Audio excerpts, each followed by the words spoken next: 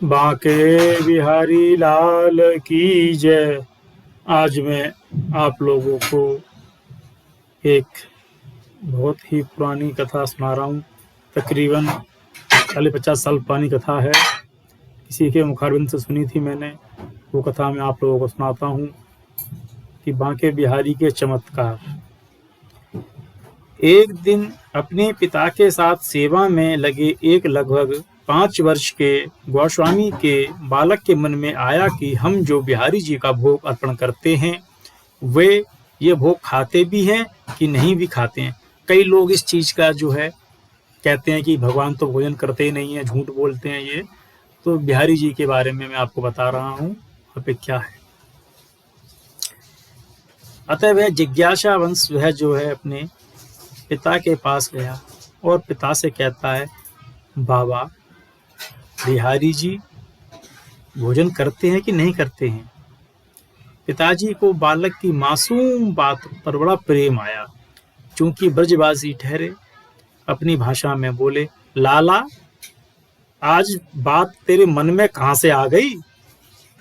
बालक झपट कर बोला, बाबा बताओ ना। पिताजी बोले, हाँ वो भोग खाते हैं। बालक ने कहा, पर बाबा कैसे। थाली की जो मिष्ठान इत्यादि है वो तो ज्यों का त्यों रहता है, फिर कैसे खाते हैं।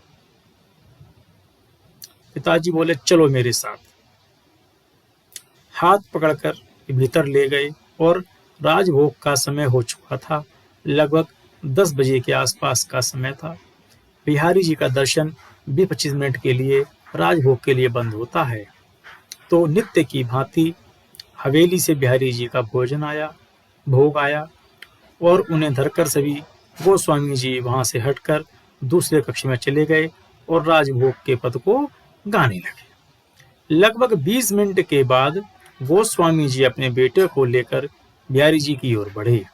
अब यह नियम है कि पहले बिहारी जी का आचमन कराया जाता है, फिर प्रसाद की थाली पर नजर आती है, उसे बांटा जाता है।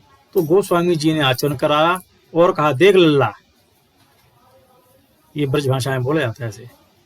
अब बालक ने देखा कि प्रसाद की थाली में बिंदावनी है, चावल है, सब्जी है, पूरी है, मीठे में 2 लड्डू है और उनमें से 2 लड्डू ऐसे हैं जिनमें एक लगभग 7 से 8 वर्ष के बालक के 2 दांत गड़े हुए हैं, ऐसी आकृति प्रतीत होती है। बालक यह देखकर बहुत ही विस्मित हो गया, लेकिन उसके मन में जिज्ञासा थी। वह कहने लगा, बाबा भगवान तो आए नहीं, लेकिन उन्हें खाया कैसे। बालक ने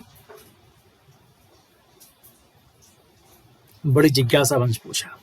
तब पिता ने उसको गोद में उठाया और गोद में उठा के बिहारी जी के मुख के समीप ले गए। बांके और कहते हैं, ले लाला देख ले जी भर के। बालक ने जब बूंदी के लड्डू के जो कुछ दाने होते हैं वो बिहारी जी के मुख पे लगे देखे तो तुरंत वह जो है एकदम सहम गया और बिहारी जी की जय हो, बिहारी जी की जय हो कहने लगा। एक विशेष बात यह भी है कि बिहारी जी का जब भोग लगता है तो भीतर के द्वार भी बंद कर दिए जाते हैं। बाबा ने कहा, ले है हो गई तसल्ली, अर्थात बिहारी जी साक्षात हैं या नहीं है, जिनका भोग नित्य ही लगता है। तो बिहारी जी की घटनाएं इस प्रकार अनंत हैं। समय समय पर घटनाएं आती रहती हैं हमारे सामने। मैं कोशिश करूंगा आपको नित्य प्रति इन घटनाओं को सुनाने की। बोलो बांके बिहारी लाल। बांके